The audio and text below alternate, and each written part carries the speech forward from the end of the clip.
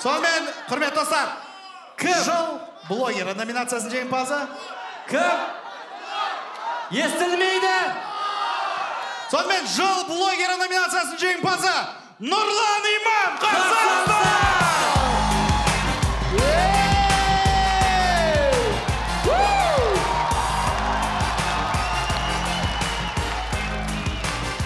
қаттырақ, қошеметтеріңіз.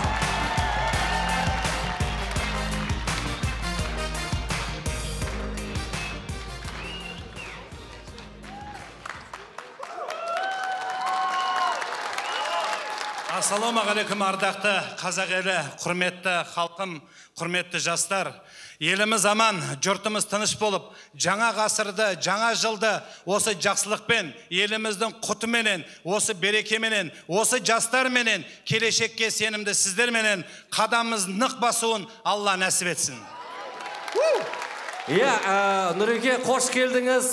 Негізінде, достар, бұл өте ерекше формат. Нұрлан ағамыз кәдімгідей зайырлы түрде, қазақи түрде, жастардың тілімен, жастардың тәсілімен, жастар көп отыратын жерде TikTokта өзінің ойларымен бөлісіп жүр. Қошеметтеріңіз. Қошеметке лайық дүние ғой. Ең бастысы түсінікті оймен бір жақсы, дұрыс нәрселерді насихаттап жүрген жан. Және мынандай сұрақ... Осы келгеніңізді пайдаланып бір-екі сұрақ қойып қалсақ деп жатырмыз. Жалпы, Нұреке, плагиат жазған дұрыс па, дұрыс емес па? Плагиат харам ба? Дикий әнші, не дикий әнші, танымал әнші, танымал емес әнші, звезда болған әнші, звезда болмаған әнші, кімнің өлегін айтса да рұқсатпен айту керек. Түсініңдер ғой, түсініңдер ғой, Және де мынандай сұрақ, енді әртүрлі жағдайлар болады ғой. Жалпы, үйін сатып, кино түсірген дұрыс па, дұрыс емес па? Қалай ойлайсыз? Үйін сатқаннан кейін екі жол бар. Екеуі де кино болады.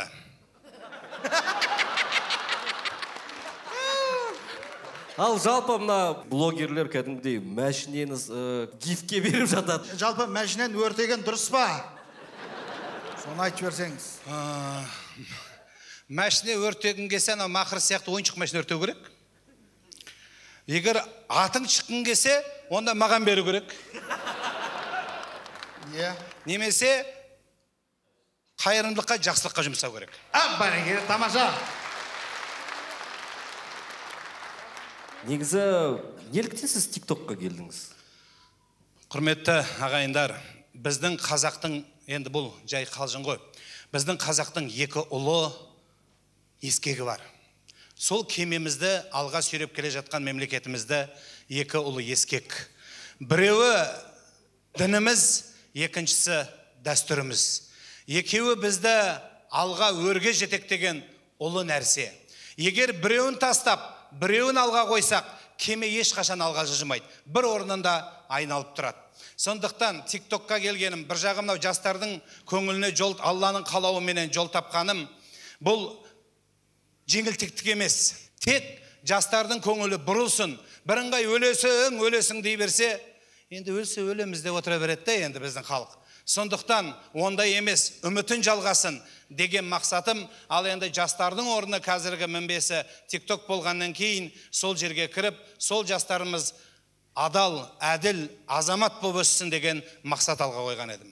Тамаша. Бәрекелді. Рахмет, Нұреке, мінекей мына премия сізге жыл блогері. Шын ғой, келсесіздер ғой, жылдың блогері. Мінекей, сыйлық. Қуантып жүре беріңіз бізді, сізге сәттілік тілейміз, және де дұрыс нәрселерді осындай, енді TikTokта анау дейді, мынау дейді, бірақ десек те ол инструмент.